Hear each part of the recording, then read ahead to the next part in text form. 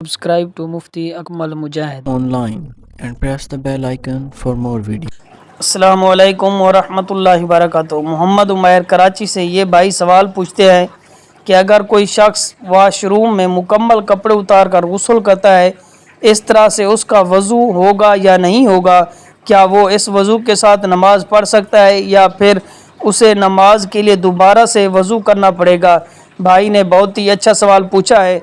भाई के सवाल का मतलब ये है कि अगर कोई शख्स बरहाना होकर गुस्ल करता है, क्या इस तरह से उसका वज़ू भी हो जाता है और फिर वो इसी वज़ू से नमाज पढ़ सकता है या नहीं? देखें, वज़ू वाले जितने आज़ा हैं, यानी कि वज़ू में 4 फ़रज़ हैं।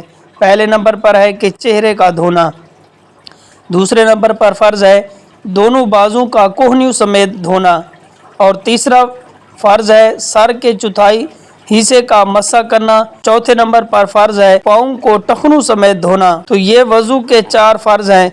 और गुस्ल में ये है कि पूरे जिस्म पर इस तरह से पानी बहाएं कि जिस्म का कोई हिस्सा भी बाल बराबर खुश्क न रह जाए। अगर इसके ऊपर गुस्ल फ़र्ज़ था और उसने गुस्ल कर लिया तब तो उसका वज़ू भी ऑटोमेटिक हो जाएगा। लेकिन अगर उसके ऊपर गुस्ल फ़र्ज़ तो नहीं था बल्कि वैसे ही सफाई के लिए या ठंडक हासिल करने के लिए उसने गुस्ल किया, तो अब भी जो वज़ू वाले अज़ा हैं वो मुकम्मल धुल चुके हैं, क्योंकि वज़ू के 4 फ़र्ज़ हैं वो अदा हो चुके हैं, तो फिर इसका वज़ू हो गया है। इसी वज़ू के साथ वो नमाज पढ़ सकता है, दोबारा से उसे वज़ू करने की ज़रूरत बाकी नहीं रहती। लेकिन बाज़ लोग इस गलत फ़हमी का शिकार होते हैं कि जो शख्स नंगा हो गया तो उसका वज़ू टूट गया, लिहाजा अगर कोई शख्स नंगा होकर गुस्ल करता है, नहाता है, तो उस तरह से उसका वज़ू भी नहीं होगा, क्योंकि नंगा होकर उसने गुस्ल किया है। जबकि ये एक बहुत बड़ी गलत फहमी है, क्योंकि कोई शख्स बरहाना हो जाए, उसका सतर खुल जाए, तो उससे उसका वज़ू फासिद नहीं होता बल्कि वज़ू कायम रहता है। अलबत्ता दूसरे के सामने सतर का छुपाना ये फ़र्ज़ है। लिहाजा खुलासा कलाम ये है कि अगर कोई शख्स बरहाना होकर नहाता है तो उससे उसका वज़ू हो जाता है।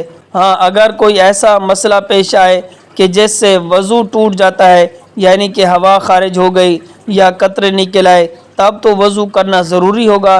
लेकिन अगर कोई ऐसा मामला पेश ना आए जिससे वज़ू टूट जाता है, तो फिर गुस्ल के बाद दोबारा वज़ू करने की ज़रूरत बाकी नहीं। गुस्ल के बाद उसका वज़ू हो जाता है, बल्कि इसी गुस्ल के वज़ू के साथ ही नमाज पढ़ी जा सकती है। उम्मीद है बात समझ आ गई होगी। अल्लाह पाक अमल करने की तौफीक अता फरमाए। आमीन सुम्मा आमीन। Subscribe to Mufti Akmal Mujahid Online and press the bell icon for more videos.